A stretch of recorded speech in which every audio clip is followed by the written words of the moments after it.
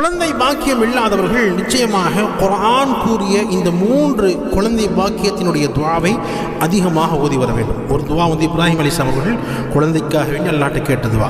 இன்னும் 2 துஆக்கள் ஹஜ்ரத் ஜக்கரியா அலைஹிஸ்ஸலாத்து வஸ்ஸலாம் அவர்கள் கேட்ட துஆவா இருக்குது. முதல்ல இப்ராஹிம் அலைஹிஸ்ஸலாத்து வஸ்ஸலாம் கேட்ட அந்த துஆ சொல்கிறேன். ரப்பி ஹப்லி மினஸ் சாலிஹீன். அவ்வளவுதான். ரப்பி ஹப்லி மினஸ் சாலிஹீன்.